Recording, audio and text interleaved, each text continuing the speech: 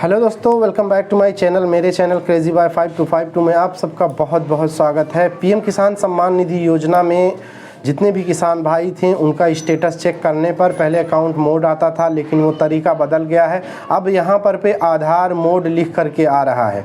उनका account number जो था वो वहाँ पे NA लिख के आ रहा होगा, IFSC कोड जो है वहाँ पे NA लिख के आ रहा होगा, और जो मोड था वो आधार मोड हो गया होगा। क्योंकि सरकार कृषि विभाग बहुत दिन से एक सूचना जारी कर रही थी कि आप अपना जो आधार अकाउंट मोड है उसे चेंज करवा करके आधार मोड करवा लीजिए। उसमें आपको करना ये होता है कि आप अपना eKYC करवा लीजिए। आधार अगर आपका लिंक नहीं है तो आधार लिंक करवा लीजिए। कोई प्रॉब्लम है अगर आधार में और आपका जो फाइल है जो आपने रजिस्टर्ड करवाया है उस स्टेटस में आप दोनों मिलान कर लीजिए। अगर आपका आधार जो नाम है इंग्लिश में है और फॉर्म में हिंदी में है तो आपको वहाँ भी इंग्लिश में करवाना था। सारी प्रक्रिया जो थी वो ऑनलाइन थी, कहीं भाग दौड़ करने की ज़रूरत नहीं थी। अपने मोबाइल से भी हो जाता था, CSC सेंटर से भी हो जाता था। अगर आपने अभी तक ये चीज़ें नहीं करवाई हैं तो फिर से करवा लीजिए, नहीं तो PMS जो है वो रिजेक्ट हो जाएगा, बैंक एक्सेप्ट नहीं करेगा, तो आपको पैसा मिलने में बहुत सी दिक्कतों का सामना करना पड़ेगा। अब सबसे बड़ा सवाल पैदा ये होता है कि कई किसान ऐसे हैं, बहुत से किसान ऐसे हैं जिनका आधार कार्ड कई बैंक में ज्वाइन है। A to Z जो भी बैंक है, पूर्वांचल ग्रामीण बैंक है या बैंक ऑफ बड़ौदा हुआ या सेंट्रल बैंक हुआ, स्टेट बैंक हुआ, तो आधार कार्ड जो उनका है हर एक बैंक में उनका अकाउंट है, तो आधार जाहिर सी बात है हर बैंक में लिंक होगा। अब उनके मन में ये सवाल आएगा कि हमारा पैसा जो आएगा वो किस बैंक में आएगा, किस अकाउंट में आएगा। तो इसके लिए मैं आपको बता दूं कि आपका DBT जिस बैंक में ज्वाइन होगा आपका पैसा उसी बैंक में आएगा। मैंने पिछली कई वीडियो ऐसी बना रखी हैं जिसमें बताया था कि DBT कैसे चेक किया जाता है कि कौन से बैंक में ज्वाइन है, और DBT कैसे लिंक किया जाता है वो भी मैंने आपको बताया, और कहाँ से लिंक किया जाता है वो भी मैंने आपको बता दिया था। तो DBT कैसे पता करना है कि आपका DBT कौन से बैंक में ज्वाइन है, इस वीडियो में बने रहिए, मैं आपको शुरू से आखिरी तक बताने वाला हूं।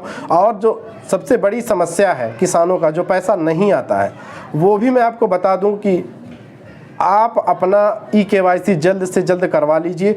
नाम अगर कुछ गड़बड़ी है तो आप वहाँ पे सही करवा लीजिए, जिससे आपका पैसा आपको जल्द से जल्द मिल जाए। अगर आपका मोबाइल नंबर आपके आधार से लिंक नहीं है तो आधार सेंटर से जा कर के आप अपना मोबाइल नंबर भी लिंक करवा लीजिए, जिससे सरकार कोई अपडेट भेजे तो आपके मोबाइल पर आए और आपको ये सूचना जल्द से जल्द मिल सके। तो DBT कैसे चेक करना है, चलिए मैं आपको इस वीडियो में बताऊँगा। आप लोगों को एक एक पॉइंट ध्यान से देखना है, चेक करना है, और अगर नहीं होता है तो कैसे करना है वो भी मैं आपको बता देता हूं। इस वीडियो में शुरू से आखिरी तक आप बने। अब हमें चेक करना है कि हमारा DBT हमारे कौन से अकाउंट में ज्वाइन है। वो चेक करने के लिए हमें गूगल क्रोम पर जाना होगा, वहां पर लिखना होगा UIDAI, जो आधार कार्ड की ऑफिशियल वेबसाइट है उस पर वहाँ पर हमें लिखना होगा। उसके बाद कुछ इस तरीके का पेज ओपन होकर के हमारे सामने आएगा, जहाँ पे ऑप्शन लिख के आता है गेट आधार, अपडेट आधार, आधार सर्विस।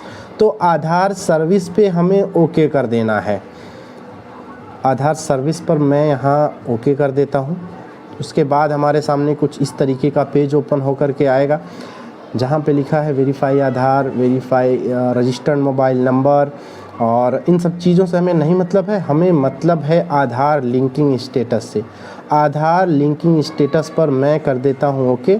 उसके बाद कुछ इस तरीके का पेज ओपन होकर के आएगा। यहाँ पर लिख कर आ रहा है enter your 12 digit Aadhaar number और 16 digit virtual ID to begin. तो यहाँ पे जो हमारा आधार 12 नंबर का जो आधार नंबर है वो वहाँ पर हमें फ्लिप कर देना है, जो ये ऑप्शन दिखा रहा है। यहाँ पे हमें आधार कार्ड, उसके बाद नीचे जो कैप्चा आया है इंटर सिक्योरिटी कोड, तो यहाँ पे GWEOI यहाँ पे हमें लिख देना है। उसके बाद सेंड OTP पे हमें ओके कर देना है।